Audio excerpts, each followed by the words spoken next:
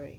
Well, hello everybody. This is Daniel with Daniel's Bullion Coins coming to you on this Resurrection weekend. We are so thankful for what the Lord has done.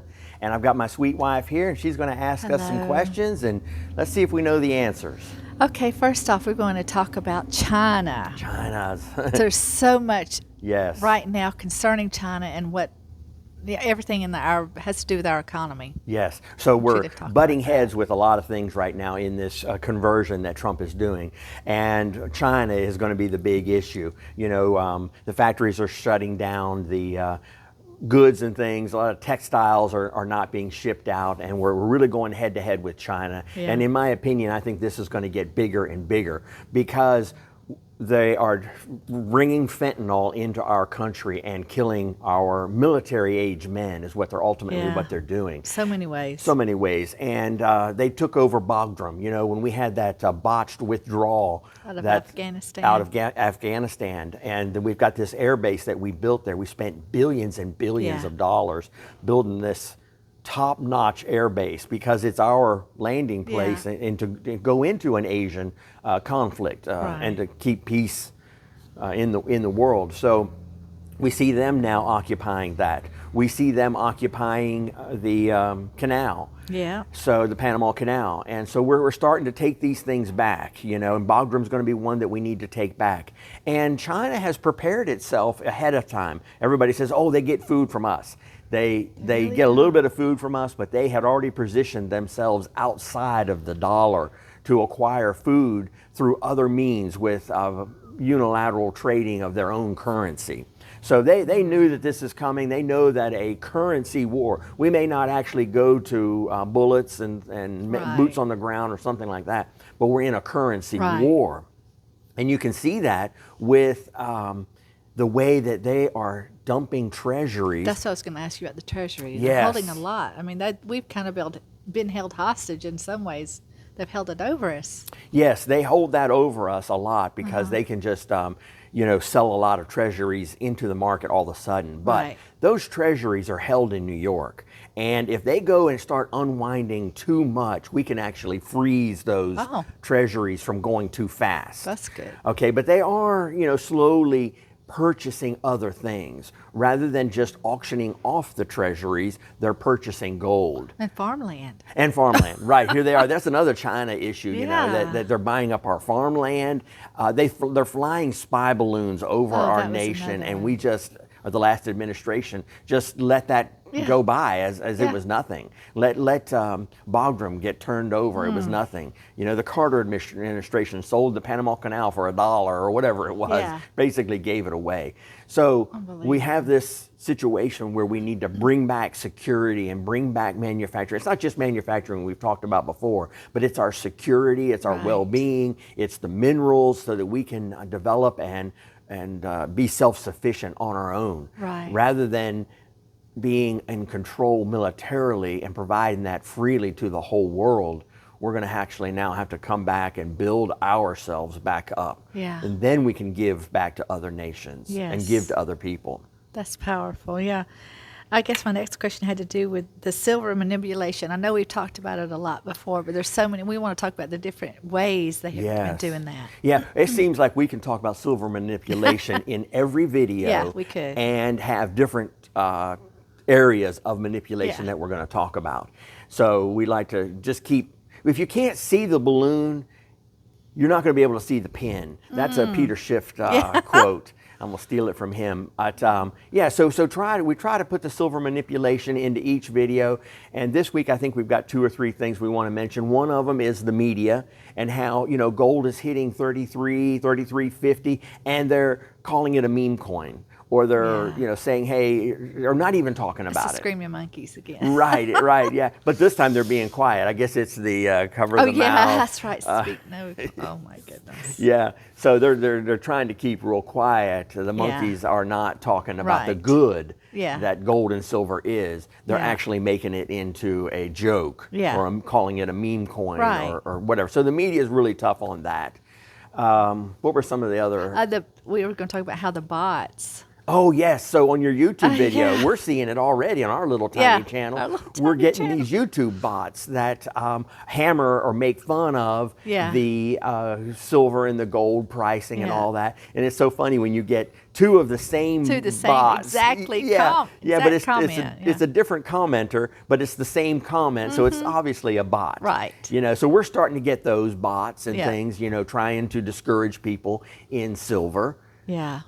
And what was Exactly. another? We had one more maybe? Well, it was the YouTube, but also we're going to, I think that was it. The media, The media, bots. the bots, and the YouTube. Okay, the so that's three new, Yeah. ways to look at how silver is manipulated down. And we've talked. You can go back. We'll probably be able to do 100 ways. Well, in the end, by the time we go all the way through all of them, we could probably get to 100 ways Right. that silver is manipulated down. And you can see these are big numbers of manipulation. It is true. Silver was $50 in the early '80s, and you're telling me it's 30 now? Yeah. When gold should be much higher. But just look at goods. I mean, a car in the early '80s, my first car was $600. It was a nice car for $600. Yeah. I mean, now a nice Right. car is probably $20,000. Right. So you can see that just the inflation alone, the that used silver car, should yeah. be $200 or $300. Right. So we know that it's manipulated down. We know that, look at this, there's a billionaire out there. I think his name is David Barr or whatever. And he's like the modern day Hunt brothers. Oh. Okay. And he's a billionaire and he's putting millions. I think he put 2.7 million so far into silver, Wow. which is nearly 2% of the silver Yeah. supply. So he's starting to try to topple the cart or whatever Yeah. with silver. But you have to be real careful when you put money into these ETFs and you're Ooh. buying puts. In other words, you're saying it's going to go up, and then they're actually using your money to buy calls on the other side, and that makes the manipulate it price down. go lower. You're buying it, which should make the price go higher because other people are buying it to make it go higher. But they're taking that money, going around on the other side, buying calls on the other side, and hammering the price down with your money. And it's just still, I mean, we still remark on this, but how the tangible silver still follows the spot price that you find for the ETFs. It's just not fair. Right. It's totally out of whack. And Right. it's like we said, off camera, I've always told you, silver is the most beat up, Yes. smacked around, kind of Yeah. abused. Yeah. Unbelievable. Yeah, it's the monkeys, and the media and everybody calling and not understanding, not being able to see the bubble. That's You true. have to be able to look at the situation, wrap your head around it, and be able to see that this is a bubble and Yeah. understand it. Then you can start to see that the pin's coming in to prick it.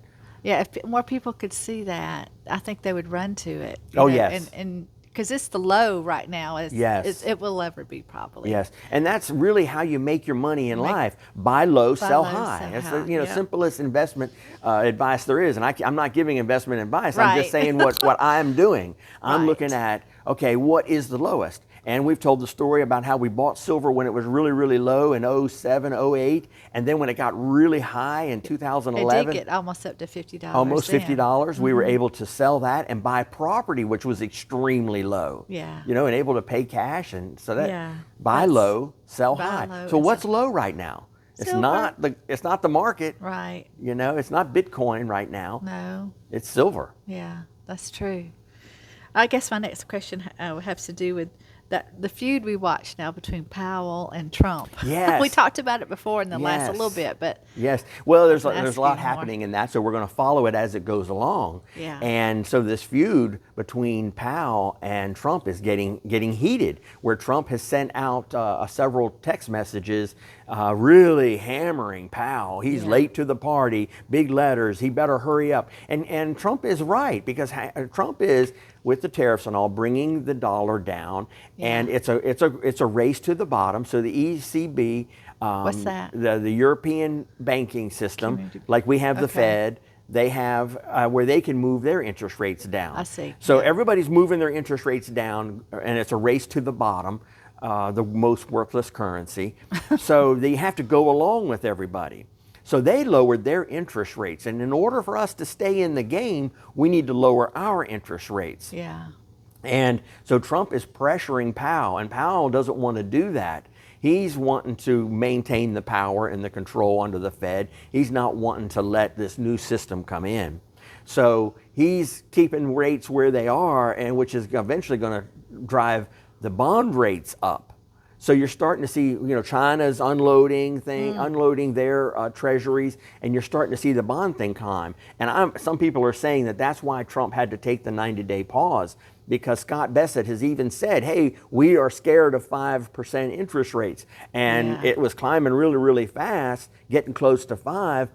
So we took a 90-day pause, which worked out good because they're saying, hey, we're going to work on these negotiations, and we've got 100 and some countries that are calling us for negotiations, so it had good cover. Right. But in reality, they were really, and Scott Bessent even said it, we're very worried about this 5% bond rate that's coming. Wow, yeah. So it's the China feud, it's the Fed feud. So watch the Feds and watch the bond rate. We are going to talk about that, where... I'm going to ask you a question about that. Talk about that a little bit here maybe today. I guess maybe that kind of leads into my next question. I'll have to come back to another one, but when is the bubble you think popping? It has to do with the bond. Oh my goodness. We get a lot of those questions, when is it going to pop? And that may be a bot that comes up on our YouTube, and maybe what you really want to know, but people want to know, when's the bubble going to pop? Right. Well, the pin is the bond market. Like we're talking about how it's getting up to 5%. China's pushing it up. The Feds are pushing it up a little bit because they're not following what the dollar is saying. It needs lower interest rates. But you want to watch the bond market. Yeah. When it starts to get out of control, when other countries start to dump our treasuries and the bond starts to climb, and then your mortgage rates, which we went above 7%, I believe, this week, Ooh. You can start to see 8 or 9%, and that's going to really quiet new car purchases, credit card, your credit cards are running now 30%, 25 to 30% interest rate. Housing is a big backbone of this country. Yes. Okay. Well, we had a question this week from someone saying, what to do with a 401k transfer? What should they, or should they transfer it into these gold-backed? Yes, and that, we can't give any advice on that because, and it's not just because, I'm not saying it just because I'm on YouTube and I need to say that. I'm saying that because age and your risk appetite, all of these things matter. So this is just for entertainment or for you to take this information and go study it out for yourself. Right. But I want to be sure that the number one thing that you realize is that these companies thrive on 3 principles. One is they're pushing gold, which we all believe in. That's where they start out capturing people. And then they capture you with the coins. And they say, well, you need a coin, which we agree with. We're like, yes, it should be. Yeah. How are you going to get authenticity? How are you going to get the ability to resell it? But the third leg of their stool that we need to knock out from underneath of them is semi-numismatic.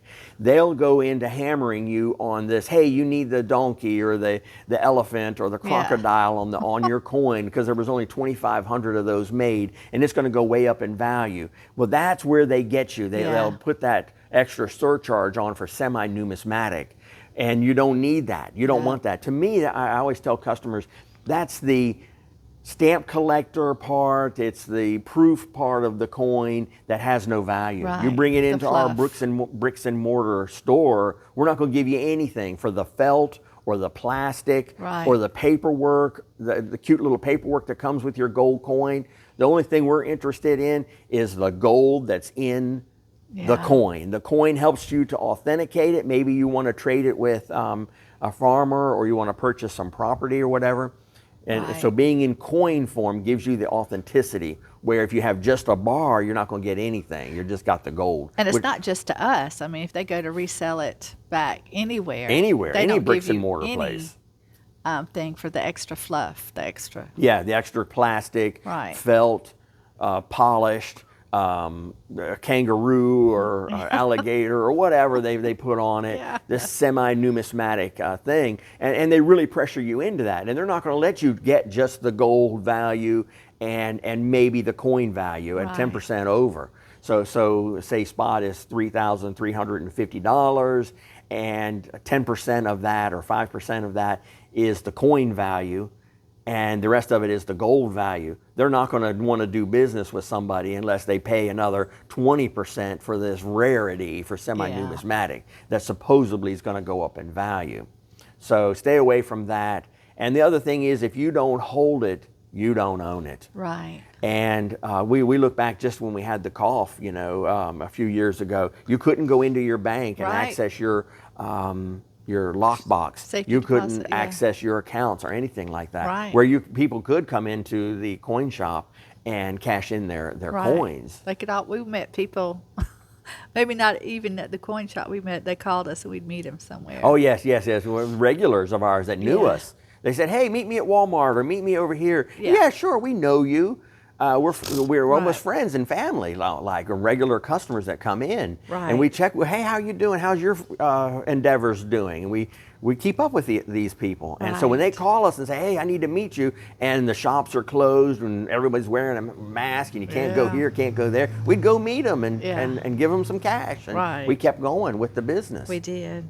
Oh, another thing back to that, when people ask you about putting money in the with their 401k, aren't there a lot of fees they charge? Oh my goodness, the fees. Yeah. The fees. You know that they legally won the right to charge you insurance and storage and moving and counting it or whatever, these fees that they legally won the right to charge you, but they don't even have to actually have the gold and silver on hand, but they can charge you these fees and make it look like they're holding a certain gold for you. Right. And it's not, and they do it both. They'll charge you and not hold it, but then they also have, well, we've got your exact coins with the crocodiles on them right over here in the corner.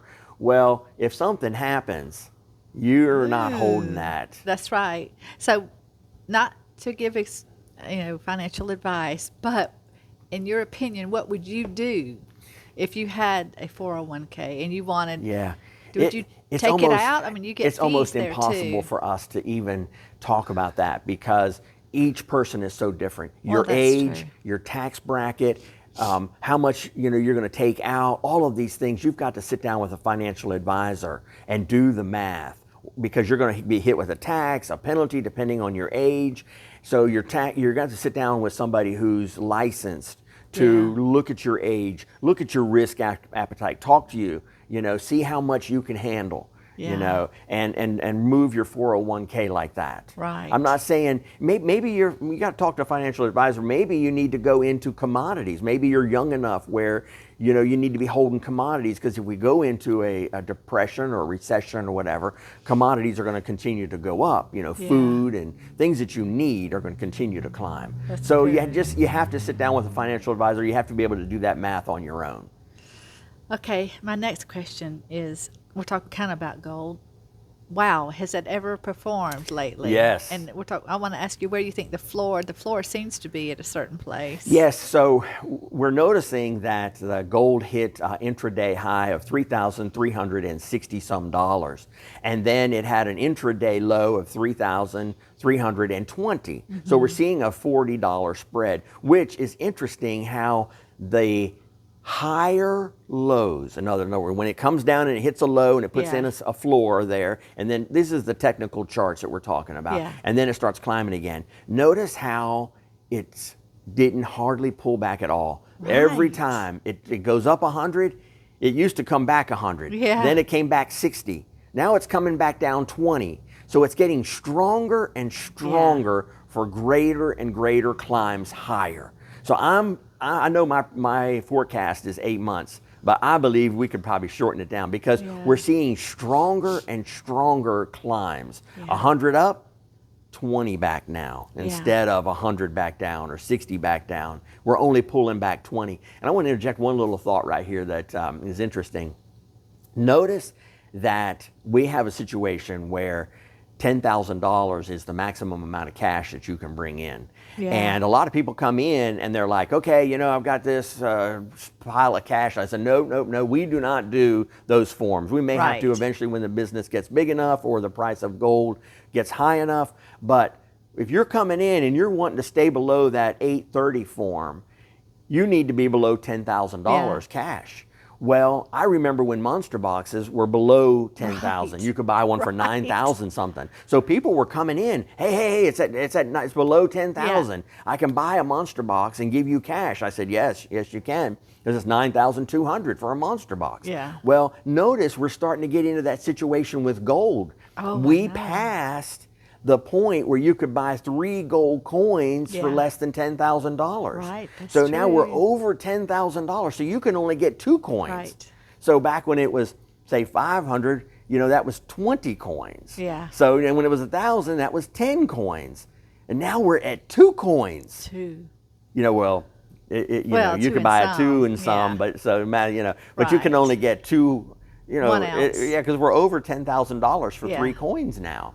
So you see it slipping away, and these people that have this cash, and I get such a kick out of the comment, I've got X amount of cash in my safe and nobody can touch it. And I'm like, the government is reaching into your safe and pulling it out with inflation. If you put $2,000 in there back in the 80s, when you could buy a really nice, fairly new car for $2,000, now you can't buy a car for $40,000. Right. So that $2,000 that was in your safe is virtually worthless. Yeah, so just look at because it you've got that way. cash, you've got it in the mattress, you've got it in a 401k, and you're doing your math again about whether to pull the money out of the 401k, you need to take into consideration inflation. Yeah. And there's so many mathematic things that need to be taken into consideration. That's so true. Which you have to sit down and look at those numbers. Wow, that's great, baby. A lot of information. A lot of information.